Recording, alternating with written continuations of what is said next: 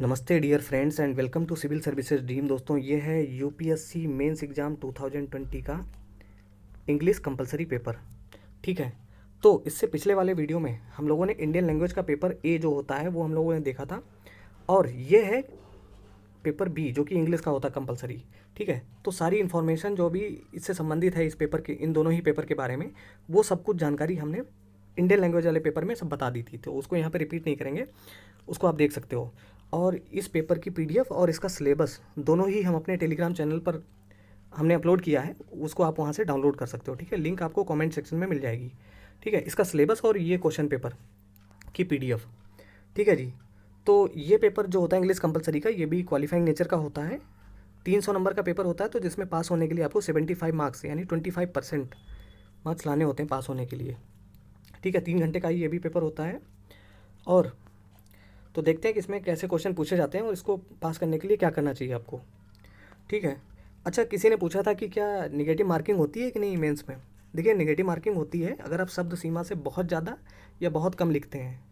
ठीक है, तो निगेटिव मार्किंग वहाँ पे मार्क्स काटे जाते हैं। जैसे मान लो अगर 200 शब्दों में कोई चीज़ लिखनी है और कोई 300 शब्दों में लिखा है जाके, तो मार्क्स काटे जाते हैं। चलिए, तो देखिए इसमें क्या क्या पूछा जाता है। एक ऐसे पूछा जाता है, जैसे हम लोगों ने इंडियन लैंग्वेज वाले पेपर में देखा था कि पहला क्वेश्चन था ऐसे लिखना था, तो यहाँ भी एक ऐसे लिखना है आपको 600 शब्दों में। 4 यहाँ पे टॉपिक दिए गए हैं, उनमें से किसी एक टॉपिक पर। ठीक है, जैसे Indian judicial system needs overhauling, ये दिया गया है। ठीक है, कोविड पर भी एक पूछा गया है। एक पूछा गया है relevance of Hindi as the national language. कोई एक टॉपिक पर आपको निबंध लिखना है यहाँ पर, जो कि 100 नंबर का है और 600 शब्दों में आपको लिखना है। ठीक है, तो 100 नंबर का, देखिए 300 नंबर का पूरा पेपर है, 100 नंबर का तो सिर्फ ऐसे है यहाँ पर। तो पढ़ना क्या है ये बता रहे हैं आपको कि तैयारी कहाँ से कर सकते हो। तो 100 मार्क्स का ये यहाँ पर ऐसे पूछा गया है। इसके बाद दूसरा जो क्वेश्चन होगा वो रीडिंग कॉम्प्रहेंशन होगा, उसको पढ़ के आपको आंसर लिखने होंगे। 75 मार्क्स का वो है। तीसरा जो क्वेश्चन होगा एक प्रीसी लिखना होगा, आपको सार लिखना है। ठीक है, 1/3 शब्दों में। तो 250 नंबर का ये 3 क्वेश्चन 250 नंबर के हो जाते हैं, जबकि पूरा क्वेश्चन पेपर 300 नंबर का है। तो ये 3 क्वेश्चन के लिए कोई बुक नहीं आती है, कोई बुक अलग से ऐसी नहीं है कि जिसको पढ़ के और डायरेक्ट वहाँ से पूछ लिया जाए। एकदम नया कॉम्प्रहेंशन, नया आपको प्रीसीज वहाँ पे लिखने के लिए होगा, या फिर ऐसे भी इसी तरीके से कहीं से पूछ देंगे। तो इंग्लिश पर आपकी कमांड होनी चाहिए थोड़ी सी। तो क्या कर सकते हो, देखो 250 नंबर के ये 3 क्वेश्चन है। एक काम कर सकते हो आप, प्रीवियस ईयर क्वेश्चन पेपर का सोल्यूशन ले लो आप, सॉल्व पेपर। तो सॉल्व पेपर चाहे आप अरिहंत का ले लीजिए या फिर दिशा पब्लिकेशन का, या फिर जो आपको मिल जाए। ठीक है, ये 2 मैंने देखे हैं, दोनों ही ठीक ठाक हैं। ठीक है, अरिहंत पब्लिकेशन या फिर दिशा पब्लिकेशन का ले लोगे, उसमें 6-7 साल के दिए रहते हैं। तो उनको जब आप सारे कंप्लीट कर डालोगे तो समझ में आ जाएगी कि कैसे क्या होता है। बाकी ऐसे लिखने के लिए, और जो आप न्यूज़पेपर वगैरह कभी कभी पढ़ सकते हो, आर्टिकल्स इंग्लिश में पढ़ सकते हो, तो थोड़ी सी इंग्लिश पर आपकी पकड़ मजबूत हो जाएगी। तो 100 नंबर का आपको ऐसे लिखना है 600 शब्दों में। उसके बाद अगला क्वेश्चन जो है, जैसा कि अभी हमने बताया था आपको कि ये रीडिंग कॉम्प्रहेंशन होता है। Read the passage given below carefully and write your answers to the question that follow in clear correct and concise language. ठीक है, तो 5 क्वेश्चन आपको दिए गए होंगे 15-15 नंबर के, यानी 75 मार्क्स का दूसरा क्वेश्चन होता है। तो इस पैसेज को पूरा पढ़ना है आपको। उसके बाद इसी पैसेज के आधार पर, इसी पैसेज से ही आपको आंसर लिखने हैं। 5 क्वेश्चन दिए गए होंगे ये।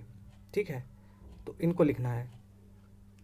ओके, तो दूसरा क्वेश्चन ये हो गया। तीसरा क्वेश्चन जो पूछा जाता है वो प्रीसी यानी सार लिखना, संक्षेप में लिखना है 1/3 शब्दों में। Make a precis of the following passage in about 1/3 of its length. Do not give a title to it. इसका शीर्षक आपको नहीं लिखना है, टाइटल नहीं लिखना है। The precis should be written in your own language. तो इसको पढ़ के आपको खुद की भाषा में लिखना है, अपनी लैंग्वेज में लिखना है। ये है 75 मार्क्स का। तो ये 3 क्वेश्चन जो है वो 250 नंबर के हो जाते हैं यहाँ से, बिना ग्रामर के। ठीक है, तो और 1/3 इसकी लेंथ में लिखना है। तो इसकी शब्द जो है, ये जो पूरा आर्टिकल है, ये इसके शब्द लिखे हुए हैं कि कितने शब्दों में ये है, तो उसका 1/3 शब्दों में लिखना है आपको।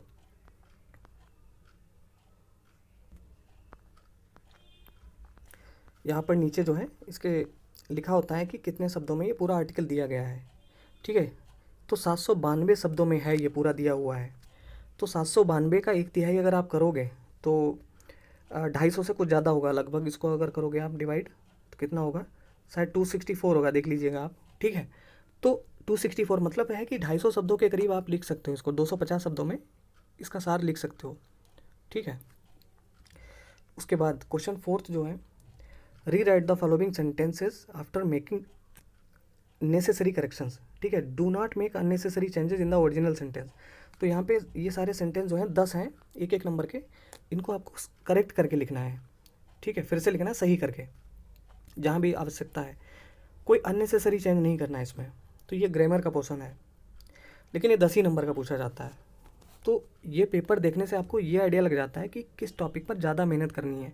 तो ऐसा नहीं है कि सिर्फ ग्रामर ही आपको तैयार करनी है, क्योंकि 250 नंबर के तो वही 3 क्वेश्चन पूछ लिए गए, ठीक है। तो हमारे जो क्वेश्चन पेपर दिखाने का मकसद है वो यही है कि मेहनत किस टॉपिक पर आपको ज़्यादा टाइम देना है, ठीक है। अगला जो है इसी का ही, सप्लाई द मिसिंग वर्ड। तो मिसिंग वर्ड यहाँ पे लिखना है आपको, 5 नंबर का पूछा जाता है। उसके बाद है use the correct form of the verbs given in the brackets. तो ब्रैकेट में दिए गए हैं, आपको जो करेक्ट जो फॉर्म है वर्ब की वो यहाँ पे फिलअप करनी है। उसके बाद अगला क्वेश्चन है right the antonyms of the following. तो एंटोनिम्स पूछ लिए जाते हैं 5 नंबर के, ठीक है जी। उसके बाद अगला क्वेश्चन है rewrite the following sentences as directed without changing the meaning. तो बिना इसका मीनिंग चेंज किए हुए इसको डायरेक्ट फॉर्म में लिखना है आपको, ठीक है। 10 नंबर का ये है। उसके बाद है use the following words to make sentences that bring out their meaning clearly, do not change the form of the words, no marks will be given for vague and ambiguous sentences. तो यहाँ पे 5 शब्द दिए गए हैं, इनका प्रयोग करना है किसी वाक्य में आपको, ठीक है, जिसका कोई अर्थ निकलता हो। किसी वेग और एम्बिगुअस सेंटेंस के लिए कोई मार्क्स नहीं दिया जाएगा, यहाँ पे लिखा हुआ है, ठीक है। तो ऐसे वाक्य बनाने जहाँ पर इन शब्दों का प्रयोग होता हो। उसके बाद है 5 नंबर का choose the appropriate word to fill in the blanks. तो फिल इन द ब्लैंक्स पूछा जाता है 5 नंबर का ही। तो पिछले जब सॉल्व पेपर आप सॉल्व करोगे पिछले 6-7 सालों के, तो सब क्लियर हो जाएगा कि कैसे क्या पूछा जाता है। उसके बाद है use the following idioms phrases in sentences of your own to bring out their meaning clearly, do not change the form of the words. तो ये करना है, 5 नंबर का ये भी पूछा जाता है, ठीक है। अब हम इसका सिलेबस देख लेते हैं कि क्या है इसका सिलेबस में। तो ये सिलेबस हमने आपके लिए नोट करके रखा है यहाँ पे, और ये भी हम अपने टेलीग्राम पर अपलोड कर देंगे, जहाँ से डाउनलोड कर सकते हो आप। तो सिलेबस में क्या है, जैसा कि अभी हमने क्वेश्चन पेपर में देखा था कि 250 मार्क्स के 3 क्वेश्चन होते हैं। 100 नंबर का आपको ऐसे लिखना होता है जो कि 600 शब्दों में। उसके बाद रीडिंग कॉम्प्रहेंशन होता है जिसमें 5 क्वेश्चन होते हैं, 75 मार्क्स का होता है। उसके बाद प्रीसी यानी सार, संक्षेप में लिखना होता है 1/3 शब्दों में, based on a passage, 75 marks का। तो 3 क्वेश्चन इनके लिए आप तैयारी करिए। अगर आपको तैयारी करनी है तो इंग्लिश की चिंता है जिनकी इंग्लिश अच्छी नहीं है, तो कोशिश करो आप कि इन 3 को अच्छा करने की, ठीक है। हालांकि पास हो जाते हैं, उसमें वैसे कोई टेंशन वाली बात नहीं है, लेकिन इतना तो करना ही होगा, ठीक है। इसके तो आपको आंसर वहीं से लिखने होंगे, पैसे से ही लिखने होंगे दूसरे क्वेश्चन के, ठीक है। तो हो जाता है, लेकिन फिर भी थोड़ी सी जिनकी इंग्लिश बहुत कमज़ोर है उनके लिए बता रहे हैं। उसके बाद 50 नंबर की यहाँ पे ग्रामर पूछी जाती है, ठीक है। तो थोड़ा बहुत टाइम आप ग्रामर के लिए भी निकाल सकते हो, ठीक है। तो ये सिलेबस और क्वेश्चन पेपर की PDF हम अपने टेलीग्राम पर अपलोड कर देंगे। जैसे ही वीडियो अपलोड होगा वैसे ही इसके साथ में तुरंत ही वहाँ पर अपलोड हो जाएगी, तो आपको मिल जाएगी वहाँ से PDF, ठीक है। इसके बाद हम ऑप्शनल पेपर के जो क्वेश्चन पेपर हैं उनको अपलोड करेंगे, तो उनको आप कमेंट सेक्शन में बता दीजिएगा कि कौन सा आपका ऑप्शनल है, तो वो हम दिखा देंगे, उसका सिलेबस दे देंगे आपको, ठीक है। चलिए, तो मिलते हैं अगले वीडियो में, तब तक के लिए नमस्कार, जय हिंद।